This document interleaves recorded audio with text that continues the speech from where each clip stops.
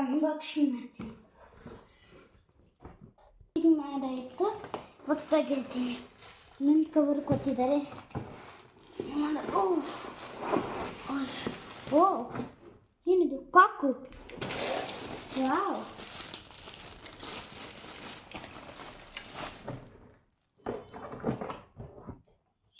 ಇದು cock.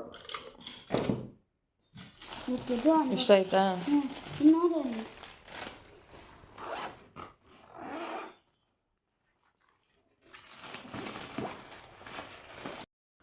Hi friends, ಎಲ್ಲ ಹೇಗಿದ್ದೀರಾ? ಶುಭೋದಯ. ಸೊ ಗುರುವಾರದ ಬ್ಲಾಗ್ ಆಗಿರುತ್ತೆ ಇದು. ಗುರುವಾರ ದಿನನಿತ್ಯದ ಕೆಲಸ ಕಾರ್ಯಗಳನ್ನ ಮುಗಿಸಿ ದೇವಸ್ಥಾನಕ್ಕೆ, ರಾಯರ ದೇವಸ್ಥಾನಕ್ಕೆ ಹೊರಡೋಣ ಅಂತ ಹೊರಟಿದ್ದೀವಿ. ಹಾಗೆ ಸ್ವಲ್ಪ ಹೊರಗಡೆ ಕೆಲಸ ಇದೆ.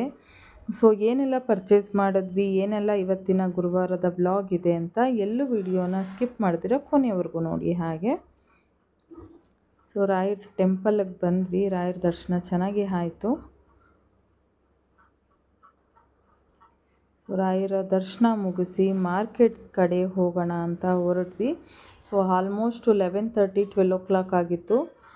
ಅಷ್ಟರಲ್ಲಿ ಅವರು ಕ್ಲೋಸ್ ಮಾಡ್ತಾಯಿದ್ರು ದೇವಸ್ಥಾನ. ಹೋಗಿ ದರ್ಶನ ಮುಗಿಸ್ಕೊಂಡು ಮಾರ್ಕೆಟ್ಗೆ ಹೊರಟ್ವಿ. ಮಾರ್ಕೆಟಲ್ಲಿ ನೋಡ್ತಾ ಇರ್ಬೋದು ಎಷ್ಟು ಜನಜಂಗುಳಿ ಇದೆ ಅಂತ. ತುಂಬ ಕೆಲಸ ಕಾರ್ಯಗಳು ಇಲ್ಲೇ ನಡೆಯೋದು. ಸೆಂಟ್ರ್ ಆಫ್ ಬೆಂಗಳೂರು ಆಗಿರೋದ್ರಿಂದ ಜನಗಳು ಇಲ್ಲದೇ ಇರೋ ಟೈಮೇ ಇಲ್ಲ. ಯಾವಾಗಲೂ ರಶ್ ಇರುತ್ತೆ, ಕಾಲಿಡೋದಕ್ಕೂ ಜಾಗ ಇರಲ್ಲ, ಅಷ್ಟು ರಶ್ ಇರುತ್ತೆ. ಹೇಳಬೇಕು ಅಂದರೆ ಯಾವ ಟೈಮ್ಗೆ ಹೋಗೋದು ಅಂತಲೇ ಗೊತ್ತಾಗಲ್ಲ ಒಂದೊಂದು ಸಲ. ಎಲ್ಲ ನಾವು ಸ್ವಲ್ಪ ಏನೋ ತೊಗೋಬೇಕು ಅಂತ ಹೋಗಿದ್ವಿ. ಹಾಗೆ ತೊಗೊಂಡು ರಿಟರ್ನ್ ಬರ್ತಾ ಮಾವಿನಕಾಯಿನ ತೊಗೊಂಡು ಬಂದ್ವಿ. ಯಾಕೆ ಅಂದರೆ ಮಾವಿನಕಾಯಿ ಉಪ್ಪಿನಕಾಯಿ ಮಾಡಬೇಕಿತ್ತು. ಹಾಗಾಗಿ ಮಾವಿನಕಾಯಿನ ತೊಗೊಂಡು ಹಾಗೆ ಬಂದ್ವಿ. ಮಾವಿನಕಾಯಿಗೆ ಸಣ್ಣದಾಗಿ ಹೆಚ್ಚೋಣ ಅಂತ ಅಂದ್ಕೊಂಡ್ವಿ. ಬಟ್ ಬೇಡ, ಸ್ವಲ್ಪ ಮೀಡಿಯಮ್ ಸೈಜ್ ಇರಲಿ ಅಂತ ಅಂದಿದ್ರು. ಹಾಗಾಗಿ ಮೀಡಿಯಮಾಗಿ ಹೆಚ್ಚ್ತಾ ಇದ್ವಿ. ತೇಜು ಸ್ವಲ್ಪ ಹೆಲ್ಪ್ ಮಾಡ್ತಿದ್ದ.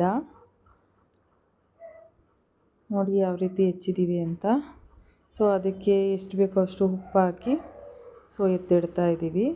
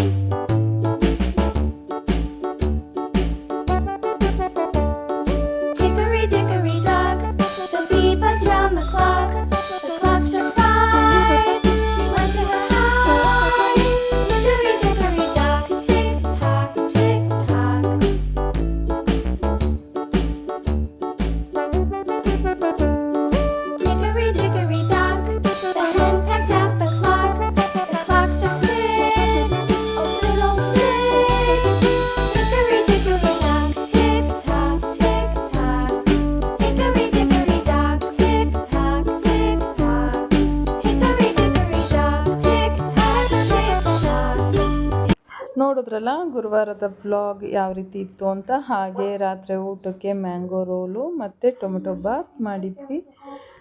ಅದು ಸಹ ಚೆನ್ನಾಗಿತ್ತು. ತೇಜು ರಿವ್ಯೂ ನೋಡಿ ಹಾಗೆ ಗೊತ್ತು.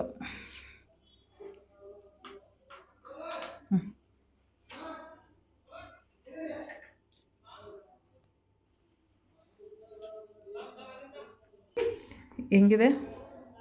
ಚೆನ್ನಾಗಿದೆಯಾ ಚಿಂಟು? ನೀನು ಚೆನ್ನಾಗಿದೆಯಾ? ಟೊಮೆಟೊ ಬಾತು ಮತ್ತು ರಾಯ್ತ ನೈಟ್ ಊಟಕ್ಕೆ. ಸೊ ಹಾಗೆ ಅಕ್ಕಿನೂ ಸಹ ಮಿಲ್ ಮಾಡಿಸ್ಕೊಂಡು ಅಕ್ಕಿ ಪೌಡ್ರ್ ಮಾಡ್ಕೊಂಡು ಬಂದಿದ್ವಿ. ಇವತ್ತಿನ ಗುರುವಾರದ ವ್ಲಾಗ್ ಇದಾಗಿತ್ತು. ಯಾರಿಗೆಲ್ಲ ಇಷ್ಟ ಆಯಿತು ಲೈಕ್ ಮಾಡಿ, ಶೇರ್ ಮಾಡಿ, ಕಮೆಂಟ್ ಮಾಡಿ. Thank you.